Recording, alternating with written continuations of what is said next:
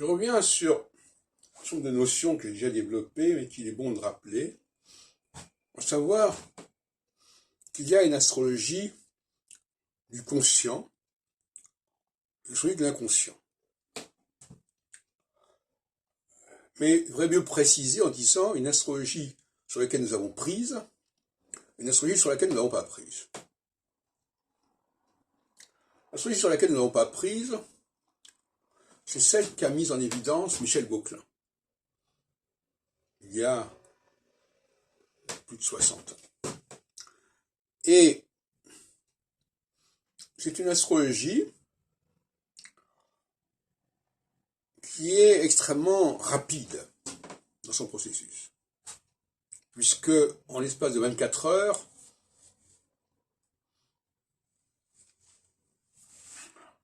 les différentes planètes qu'étudie Gauquelin peuvent se succéder à tour de rôle. C'est dire à quel point nous n'avons pas prise sur elles. D'autant plus que ça se fait au moment de la naissance, et donc c'est un phénomène qui est de l'ordre qui est organique. Et puis il y a une autre astrologie inconsciente, si on peut dire, mais c'est pas tout à fait la même chose, qui est celle des planètes transsaturniennes, qui n'étaient pas connues, qui n'étaient pas recensées avant les derniers siècles.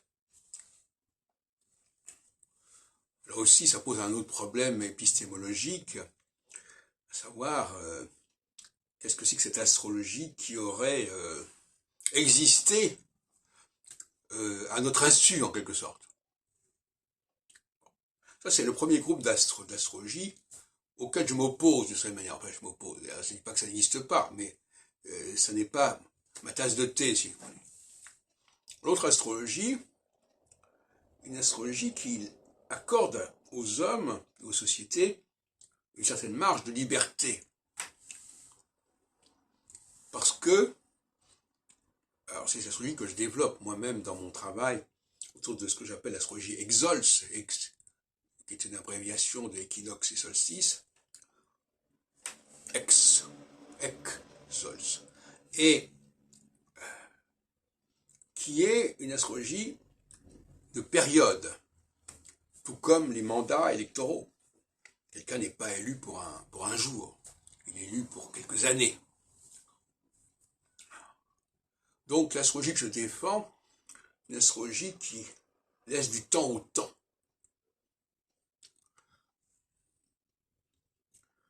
Et qu'on voit venir, qu'on peut prévoir, à laquelle on peut réagir, par rapport à laquelle on peut s'organiser.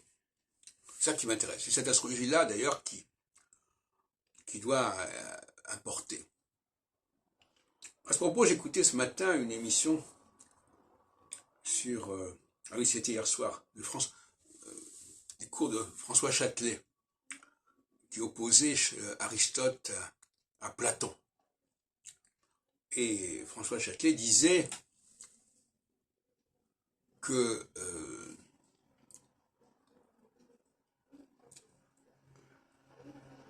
Aristote était convaincu que la philosophie ne pouvait pas s'affirmer dans le monde avec les idées, avec les méthodes de Platon. Eh bien, de la même façon, je me situerai en tant qu'Aristote par rapport à Platon, en disant que la façon dont les astrologues jusqu'à présent, et notamment au XXe siècle, ont défendu l'astrologie, n'était pas efficace. Et d'ailleurs, on peut le constater. L'image de l'astrologie, l'image scientifique, l'image culturelle de l'astrologie ne s'est pas améliorée au cours des 50 dernières années. Donc, comme Aristote, je pense qu'il faut complètement corriger la communication de l'astrologie. Et donc, parler de cette astrologie sur laquelle nous avons prise, non pas que nous pouvons changer les cycles, mais nous pouvons nous organiser pour les gérer, pour vivre avec, de la façon la plus intelligente, la plus heureuse.